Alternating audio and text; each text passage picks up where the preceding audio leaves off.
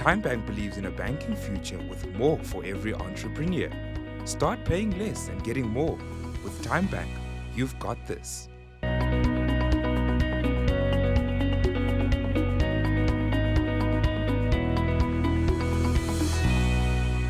You are watching Small Business Evolution. I am Nontobeko Gumede.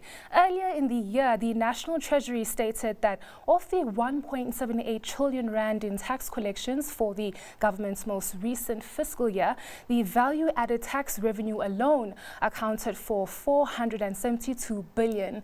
Now, in its attempt to modernize VAT, the South African Revenue Services recently released a discussion paper proposing a live feed of your business's VAT data to the revenue services. I'm joined by Tillman, the CEO of Konsise, to discuss what this really means for small business owners. Philip, thank you very much for joining us. Welcome. Thank you. It's nice to be here.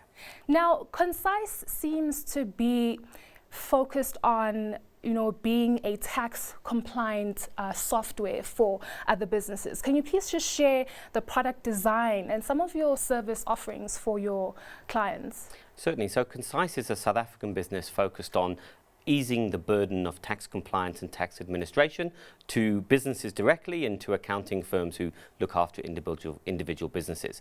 We achieve this through our integration with SARS, who isn't always the easiest organization to be able to interact with. Effectively, our service is an online cloud-based platform which automates a number of the processes which organizations otherwise are still very manual. Now, Philip, you are technically the middleman, between big corporations and your entrepreneurs and other businesses. And how was it having you to build such a tech firm within the 3 years of operation? So that's an interesting question. At the very beginning, we thought we knew what organizations wanted in regards to tax management. We thought it was an internal process that they wanted to administer. What we found out was that what they really wanted is a tool to be able to assist them in getting information from SARS and being compliant. From an organization perspective, compliance is the most important thing. They don't want fines, they don't want penalties. They want to make sure that they live and breathe the tax obligations that the law passes down to them. Now, speaking on compliance and easing of burdens, what does the Revenue Services live feed really means, and what is the proposal all about? So SARS has a problem in that in the majority of its tax, it can be deducted at source, or it can be deducted in a way of which SARS has some degree of control. In the context of VAT, it's a self-assessment. In other words, as a business, I declare exactly how much tax and VAT I've collected and I've paid to my vendors and how much I owe to SARS. Now, that's a real problem. And so what SARS wants to do is to say, well, we don't want you to tell us how much tax you owe. We want to know how much tax you owe. So that when you submit your taxes, and this is what we call the mother-in-law effect, we want to be able to know if you're telling the truth when you say it to us, so that we can tell you if you're wrong in advance. And so SARS having the ability to know this live feed means that they can be pretty accurate with where they direct their administration resources. So if they're going to do an audit, for example, they know where to direct it based on the information that they have. And the efficiency of SARS, which is a limited budget organization, is one of the key reasons that they're doing this. Besides the obvious need of having to modernize systems and processes, what other factors could be, a contributing factor, if in other words, to the revenue services wanting to take this route? Well, they want to take this route partly because the non-compliance happens in a couple of ways. One of which is inaccuracy, and so if somebody is self-assessing, there's the chance of inaccuracy. Even in large organizations, there may be inaccuracies. The other thing, of course, is non-compliance by way of deliberate fraud.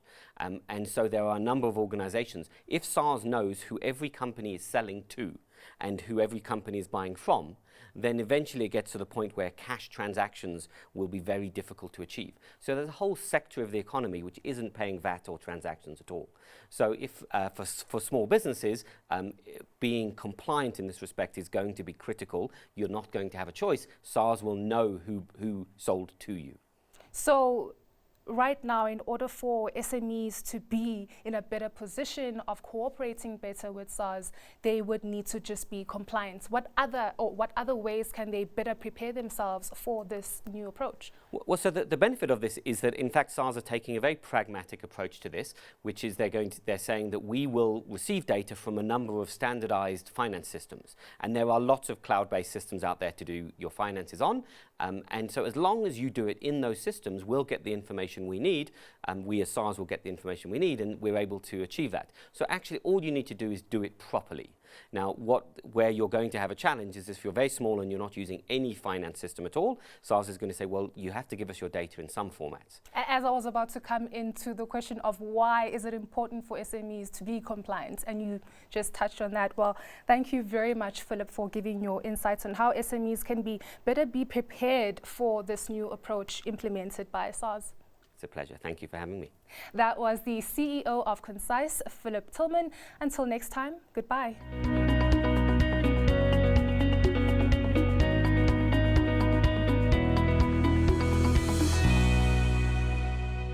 Time Bank believes in a banking future with more for every entrepreneur.